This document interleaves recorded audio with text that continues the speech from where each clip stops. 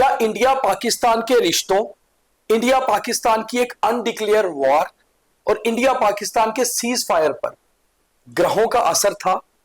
क्या इंडिया पाकिस्तान के ग्रह ऐसे थे कि एक तनाव होना था और उसके बाद उस तनाव से सीज फायर से निकलना था? इन सारी चीजों के ऊपर हम आज बात करेंगे, क्योंकि बहुत जरूरी है ये जानना कि ये दुनिया ग्रह से ही चलती है और ग्रहों का असर दुनिया पर पड़ता ही पड़ता है। कहीं पर युद्ध होता है तो कहीं पर शांति, कहीं पर उन्नति होती है तो कहीं पर आपदा आती है, मगर ये सारा कुछ होता है ग्रहों की चाल से।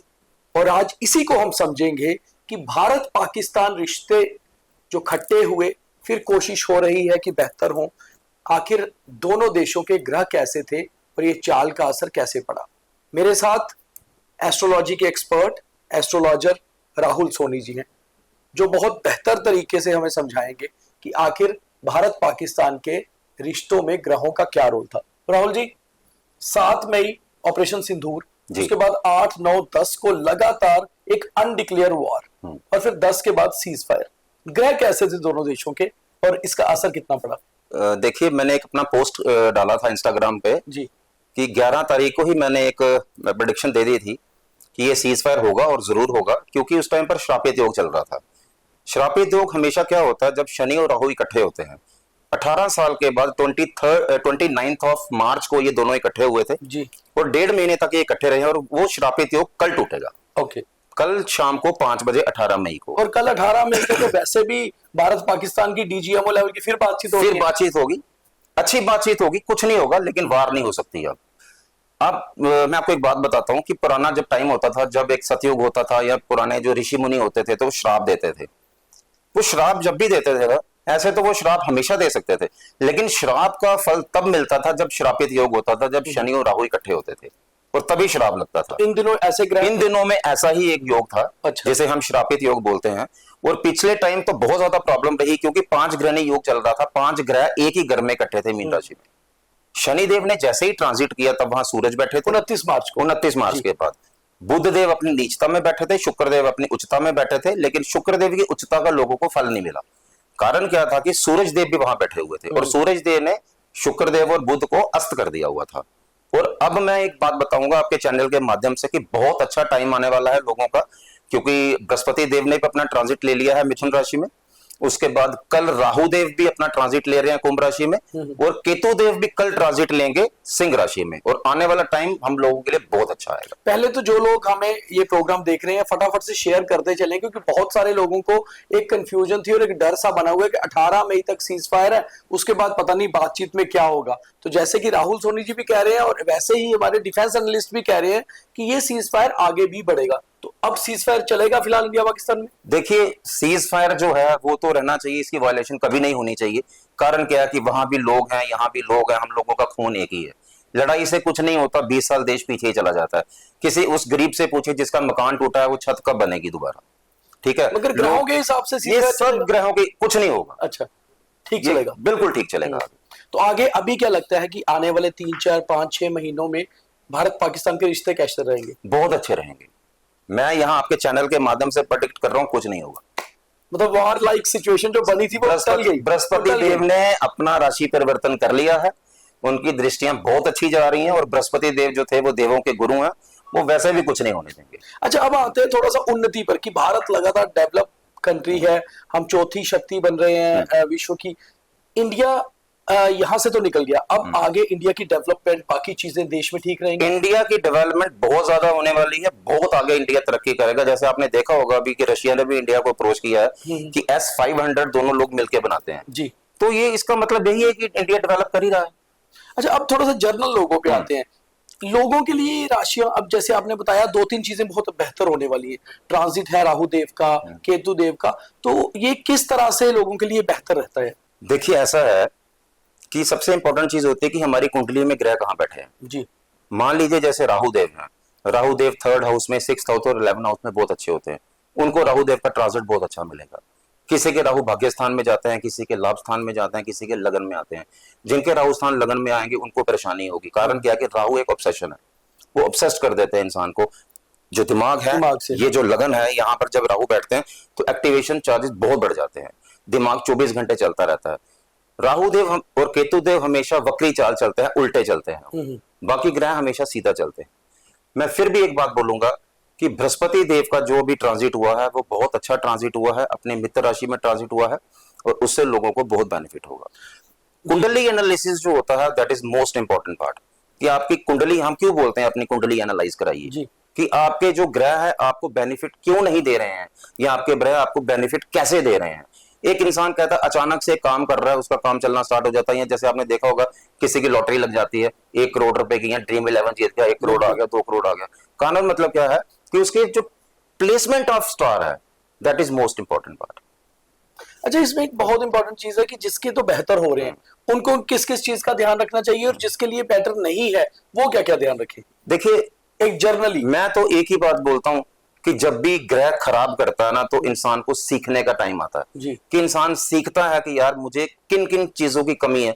एक अमीर आदमी है, उसको 10 करोड़ का लॉस हो गया, अब उसको ये नोटिस करना है कि यार मुझे लॉस क्यों हुआ, मुझे इसको प्रूव करके दिखाना है कि मेरा लॉस क्यों हुआ और इसको मैं कैसे बेटर कर सकता हूं। तो ये हमारा सीखने का टाइम है। अच्छे टाइम पर क्या, जिसका अच्छा टाइम चल रहा है उसको क्या सीखना, वो कहता है जी मैं किंग हूं, हाँ, उसको क्या है बस मैं किंग हूं। लेकिन जिसका बैड फेस आता है ना उसको सीखने का टाइम होता है। राहुल जी, कभी ऐसा भी होता है कि जैसे देश के जो मुखिया हैं, जैसे राजा के ग्रह जो होते हैं उसका उसकी प्रजा पे असर होता है, तो कभी ऐसा भी होता है कि मान लीजिए प्राइम मिनिस्टर नरेंद्र मोदी के जो स्टार्स होंगे वो उसका असर इंडिया पे पड़ेगा, या फिर पाकिस्तान के प्राइम मिनिस्टर के जो स्टार थे उनका असर खराब पड़ा उसमें? ऑब्वियस, वैसा तो होता ही है। एक जो घर का मुखिया जो घर चलाने वाला होता है, आप देख लीजिए कभी एक ऐसा घर होता है जहां एक माँ घर चलाती है और जिसका जहां एक फादर घर चलाता है, या एक ऐसी लेडी है जिसके मतलब पति साथ नहीं है और वही लेडी घर चला रही है, तो ऑब्वियसली उसके ग्रह कहीं ना कहीं तो अच्छे होंगे ना, ताकि वो अपने बच्चों को पाल रही है। तो नरेंद्र मोदी साहब के ग्रह बहुत अच्छे चल रहे हैं। मैं भी 3-4 दिन पहले ही उनकी कुंडली एनालाइज कर रहा था। खैर मैं उनका अभी मतलब लगन नहीं बताऊंगा क्या है चैनल पे, लेकिन बहुत अच्छे हैं, आगे भी राज करेंगे। तो उसी वजह से फायदा हुआ इंडिया, उसी वजह से भी फायदा हुआ, उसी वजह से भी फायदा हुआ। लेकिन जो उनकी प्रजा तो होती है, लेकिन जो उनके मिनिस्टर्स हैं, जो ऑनेस्ट मिनिस्टर्स हैं, देखो ऑनेस्टी तो एक चीज है ना, आप मानते हैं ना, ऑनेस्टी होनी बहुत जरूरी है, उनकी वजह से भी बहुत फायदा होता है। और पाकिस्तान के जो खराब ग्रह थे उनके जो जर्नल थे, या देखिए पाकिस्तान के ग्रह कभी सीधे हो ही नहीं सकते, क्योंकि वो लोग अब बोलना सही नहीं, कर्म सही नहीं। जैसे कि हमारे रक्षा मंत्री ने कहा कि हमने कर्म देख के उन पे अटैक किया, बेसिकली कर्मों का असर भी तो होता है। मैं तो एक ही बात बोलूंगा आपको कि ये जो अटैक हुआ ये श्रापित योग की वजह से अटैक हुआ, जो 18 साल बाद हुआ। और पहले भी आपने देखा होगा कि 30 साल पहले भी यही एक ऐसी सिचुएशन बनी थी जी, कि शनिदेव जब भी अपना ट्रांजिट लेते हैं या अपने घर में आते हैं या किसी दूसरी राशि में 30 साल के बाद जाते हैं। अच्छा, 30 इयर्स एक राशि में वो 2.5 साल के लिए रहते हैं, और 12 घर होते हैं, और आप मल्टीप्लाई कर लीजिए 12 × 2.5 साल 30 साल होते हैं। तो 30 इयर्स के बाद शनिदेव अपना राशि ट्रांजिट करते हैं। इवन अभी आपने देखा कि शनिदेव जब तक अपनी कुंभ राशि में थे, अपनी स्व राशि में थे, तब तक कुछ नहीं हुआ।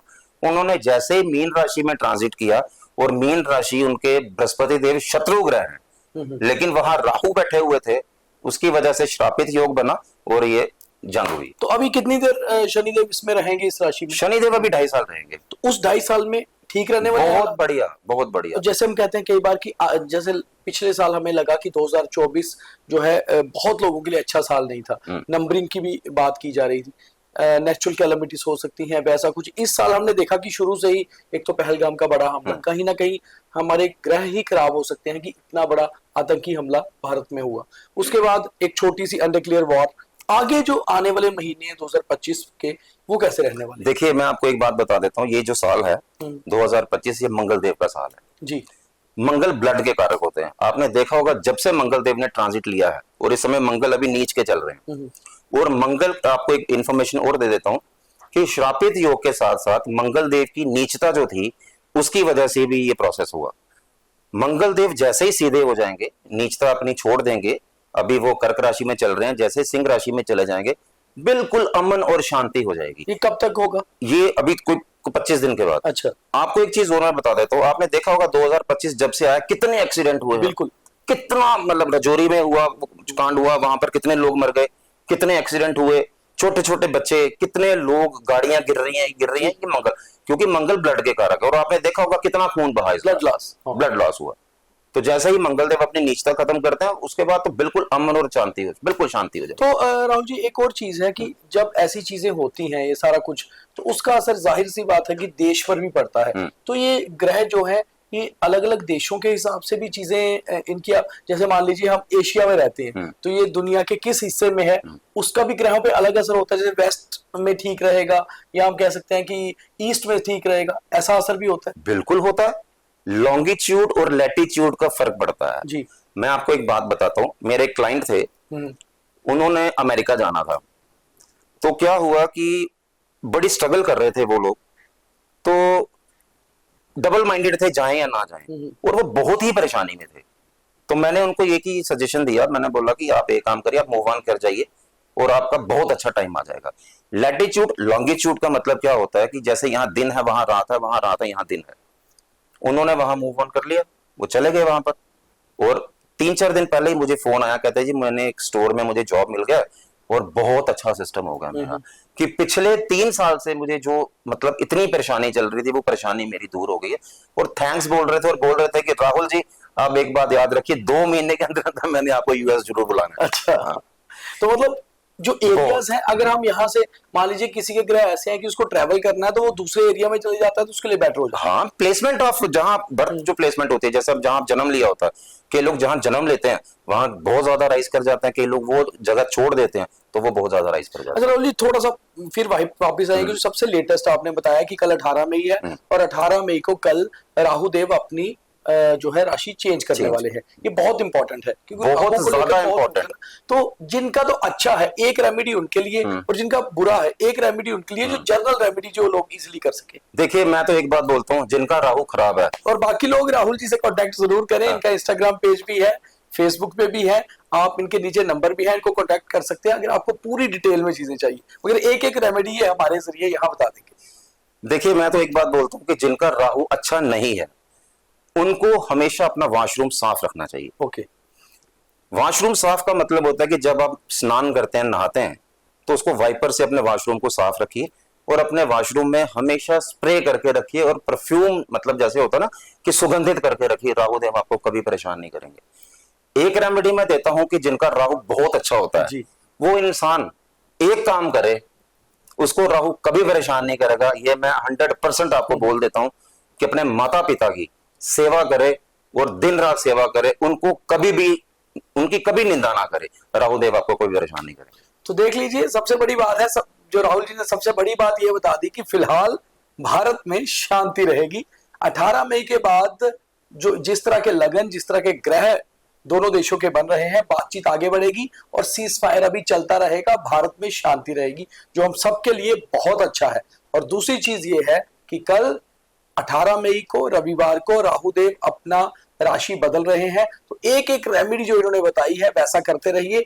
हमेशा साफ सुथरे रहिए, स्वच्छ रहिए, नियत अच्छी रखिए, अच्छे कर्म करिए, वैसे भी सब कुछ बेहतर होता है। और अपने माता पिता की सेवा करने वाले को तो वैसे भी लाइफ में जो है बढ़ोतरी मिलती है। राहुल जी कोई खास मैसेज और कोई मैं के लिए? अभी एक मैसेज और दूंगा कि देखिए हम बात करते हैं ना कि हम लोग we are god fearing people, we are not god loving people.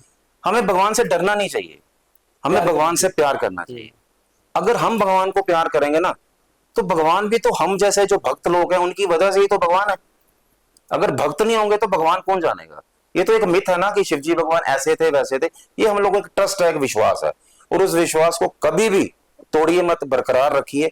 और हमेशा जाते जाते एक बात बोलूंगा, किसी का दिल मत दुखाइए बस। तो खुश रहिए, स्वस्थ रहिए और सब कुछ अच्छा है, बेहतर है। सबसे पहले हम अपनी तरफ से कर्म अच्छे रखें। तो उम्मीद है आपको ये रेमेडीज और खास तौर पे भारत पाकिस्तान रिश्तों पे ये एस्ट्रोलॉजी का एक अलग जो एनालिसिस है वो सही लगा होगा। ज्यादा से ज्यादा लाइक, फॉलो, शेयर करिए। बहुत धन्यवाद।